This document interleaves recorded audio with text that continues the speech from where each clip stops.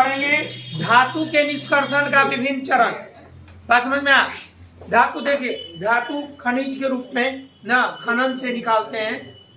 उनमें से कुछ ऐसे खनिज होते हैं जिनमें धातु कम और कीचड़ कचरा अशुद्धियां ज्यादा, तो उसको बस खनिज ही कहते हैं।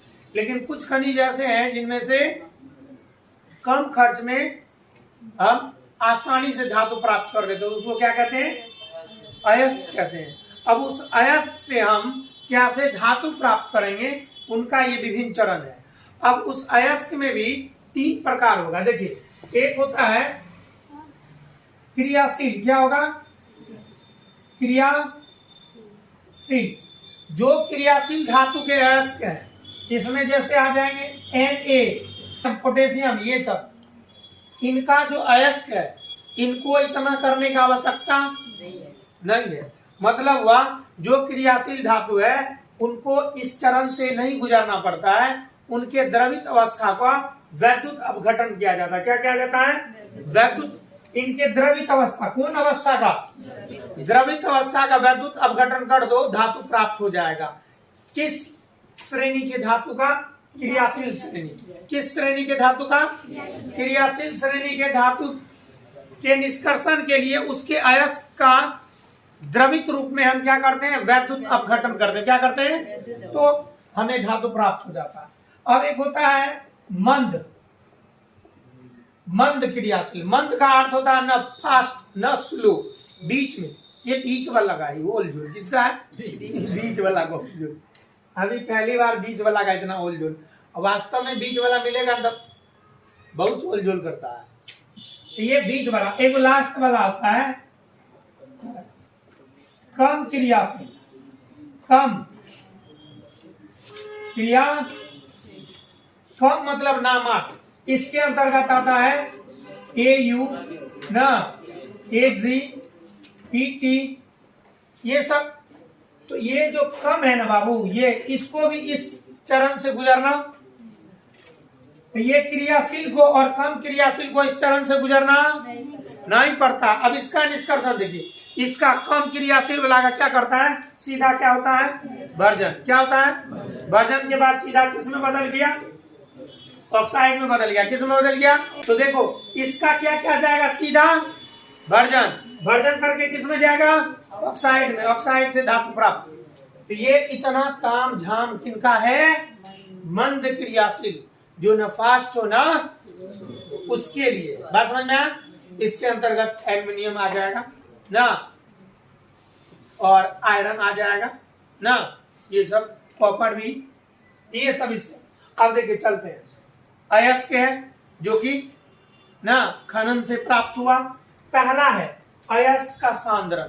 अयस्क के सांद्रण का अर्थ होता है अयस्क से अशुद्धि को निकाल के दूर करना। बात समझ में आई? अयस्क के सांद्रण का मतलब क्या हुआ? अयस्क के अशुद्धि को निकाल करके दूर करना। अब अयस्क के अशुद्धि को निकालने के लिए कई मेथड है। पहला, अगर बड़ा बड़ा है तो हाथ से चुन करके फेंक देंगे, ये हाथ से चुनकर ना। अब गुरुत्व पृथक्करण। गुरुत्व पृथक्करण तब लागू होगा जब अशुद्धि और धातु किसी एक में क्या हो, कोई भारी और हल्का हो। क्या हो? तो मान लीजिए जो भारी होगा, गुरुत्व पृथक्करण में क्या किया जाता है? उसके चूर्ण बना करके एक बड़ा सा बर्तन में पानी डाल दिया जाता है और उसमें अयस्क डाल दिया जाता है। जो भारी कण है वो नीचे पैंती में बैठ जाता है और जो हल्का है वो पानी पर तैरते रहता है और पानी को बहा दिया जाता है। जैसे अपने गांव घर में धान और खखड़ी को अलग किया जाता है, देखे हैं? तो वो गुरुत्व पृथक्करण मेथड हुआ। धान जो खाली रह जाता है उसको खखड़ी कहते हैं ना। तो उसको अगर पानी में डालते हैं तो धान जो होता है वो भारी होता है, वो पैंती में बैठ जाता है, और खाली वाला जो है वो ऊपर तैरते रहता है, तो उसको बाहर कर दिया जाता है। इसी विधि को क्या कहते हैं? अब फेन उत्प्लावन विधि। इसमें क्या होता है कि एक पानी में एस को डाल करके उसमें थोड़ा सा तारपीन का तेल दिया जाता है, थोड़ा NaHO भी दिया जाता है, फिर उसमें हवा प्रवाहित किया जाता है। हवा प्रवाहित करने के बाद उसमें फेन उत्पन्न हो जाता है, फेन के साथ एस ऊपर आ जाता है, इसको क्या कहते हैं? फेन उत्प्लावन विधि ना। देखिए ऐसे सब विधि को हम लोग बारी बारी से पढ़ेंगे। बात समझ में आ गया? तो जिसमें आपका मुख्य रूप से जो एग्जाम दृष्टि से इंपॉर्टेंट होता है, फिर उत्प्लावन विधि और चुंबकीय पृथक्करण विधि, ये ज्यादा आपसे पूछा जाता है। बात समझ में आया? अब चलते हैं। अब जब आप अयस्क को सांद्रित कर लिए अर्थात अयस्क से कचरा निकाल दिए, बात समझ में आया, तब उसका बारी किस नंबर 2 नंबर पे आएंगे। 2 नंबर में उसको किस में चेंज किया जा रहा है? ऑक्साइड में। धातु को किस में चेंज किया जाएगा? ऑक्साइड में। बात समझ में आया? जैसे कि मान लीजिए आयरन है तो उसको आयरन ऑक्साइड में, कॉपर है तो कॉपर ऑक्साइड में। अब ऑक्साइड में चेंज करने के लिए हमारे पास कितने विधि है? 2। एक है निस्तापन, एक है भर्जन। निस्तापन और भर्जन। अब देखिए निस्तापन कार्बोनेट अयस्क के लिए होता है। निस्तापन विधि कब प्रयोग करेंगे? जब कौन सा अयस्क को? कार्बोनेट। कौन सा अयस्क को? और भर्जन कब? सल्फाइड अयस्क के लिए। कब? अगर हमारे पास दोनों विधि है तो दोनों सब में लागू। निस्तापन कब लागू होगा? कार्बोनेट अयस्क पर। किस पर? और भर्जन किस पर लागू होगा? निस्तापन और भर्जन समझ रहे हैं? दोनों में थोड़ा सा अंतर है। भर्जन में ऑक्सीजन के उपस्थिति में गर्म करते हैं और इसमें ऑक्सीजन के, तो दोनों में कंफ्यूज नहीं होना है। देखिए भर्जन बहुत से भुज्जा होता है, भुज्जा, तो भुज्जा जो अपना लोग भुजते हैं तो वायु की उपस्थिति में क्या अनुपस्थिति में, इसलिए भर्जन कब होगा? उपस्थिति में क्या अनुपस्थिति में। बात समझ में आया? एग्जाम हॉल में क्या होता है, थोड़ा प्रेशर में कंफ्यूज हो जाते हैं, ई है उपस्थिति में कि ई है उपस्थिति, इसलिए भ से भर्जन, भ से भुज्जा, तो भुज्जा हम लोग कहाँ भुजते हैं? उपस्थिति में, इसलिए भर्जन की क्रिया धातु की ऑक्सीजन की उपस्थिति में। और दोनों को गर्म करने वक्त ये ध्यान रखा जाता है कि इनको उनके द्रव्यनांक से कम ताप पर गर्म करें ना, क्योंकि द्रव्यनांक से ज्यादा ताप पर जाएगा या द्रव्यनांक पर जाएगा तो द्रव बन जाएगा, तब ऑक्साइड में चेंज नहीं। बस समझ में आ गया दोनों? अब जब ऑक्साइड में चेंज हो जाता है तब है उनके ऑक्साइड से धातु निकालना। जब ऑक्साइड में चेंज हो जाएगा तब क्या करेंगे?